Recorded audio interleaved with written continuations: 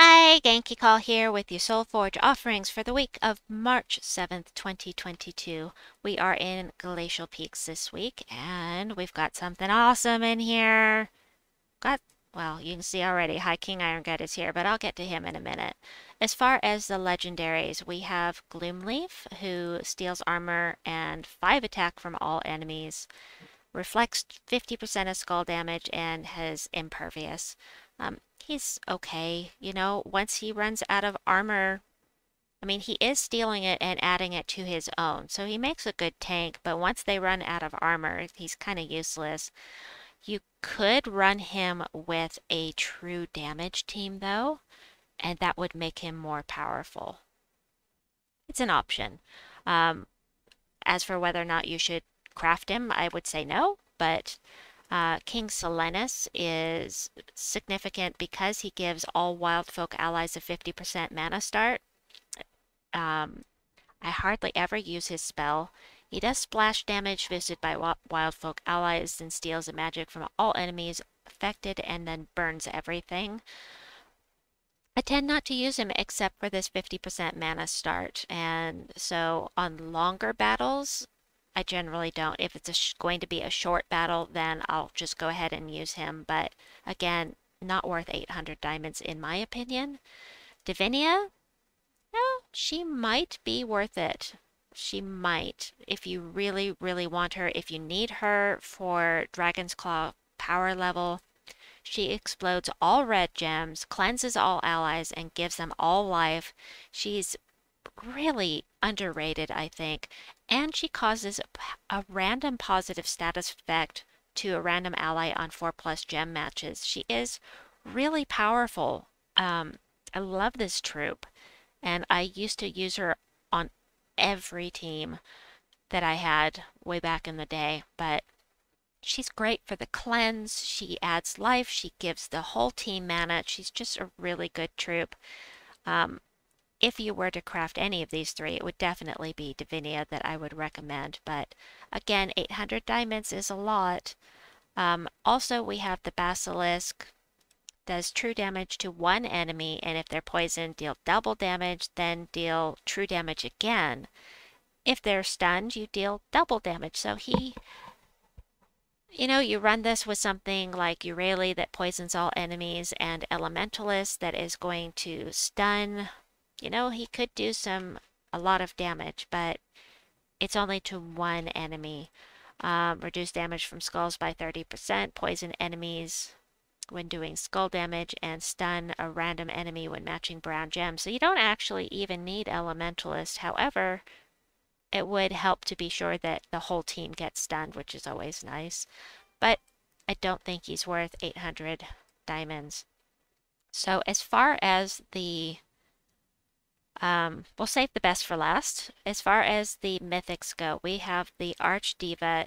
Choose an ally, give them a bunch of attack, life, and armor, and fill their mana. It can only be cast once. You want to cast on the first troop so that they can really take advantage of that extra attack, life, and armor, and just really become an amazing tank. And then barrier and bless a random ally when matching 4+ gems. So hold on, I got a cough, I'm sorry.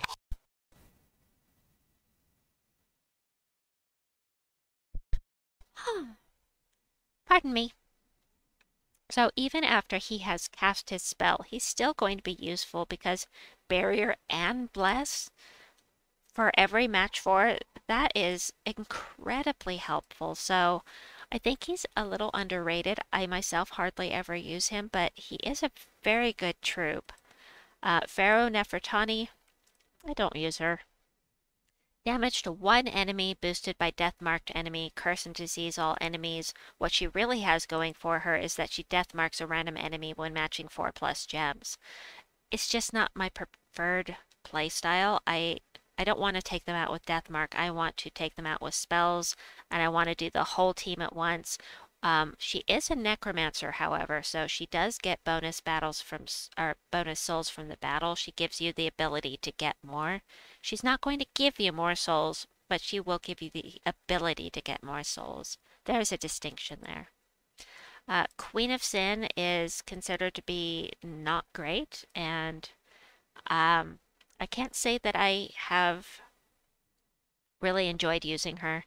She does damage only to the first two enemies, true damage at least, then summons Wrath or Lust if there's room on your team, and then blesses all demon allies. I think I've used her once, but she is considered to be not great. Gain one magic when an ally casts a spell, so this damage goes up every time somebody casts from your team. Spell damage reduction by 25%, and enemies lose 4 from a random skill point when an ally casts a spell, and that could be anything. It could be their magic, it could be their attack, their armor, or their health. So that's kind of cool, but just not that powerful. However, High King Irongut. This is a must-have troop if you are going to be doing delving. That is what he is primarily used for. He will allow you to do much higher level delves than you were able to before. Any place that allows blue, brown, or yellow. He does damage to an enemy with a chance to devour equal to his attack. So here, 55% chance, it's not great. However, you can raise his attack by equipping Metals of Seasons. You can raise his attack with spells like the Archdiva. You've got lots of different choices to raise his attack, and you can use him in PvP. You can use him in high level explorers. I can give you teams, and I shall give you teams. There will be thumbnails at the end of this video if you want to check them out with teams for High King Irongut. I did a Mythic Spotlight. I did one for PvP. You can check those out and see how you like them, but he is amazing in a delve environment, and I go more into this particular troop in those videos, so check those out. As far as weapons go, you must have Arboreal Crystal. This is a must-have weapon, especially now that we have an elemental class, the Elementalist. Explode a bunch of green gems, grant a random status effect to all elemental allies, and then summon an elemental. This is considered to be one of the best in the game, and it also will summon a leaf storm so that you'll have plenty of green gems to explode.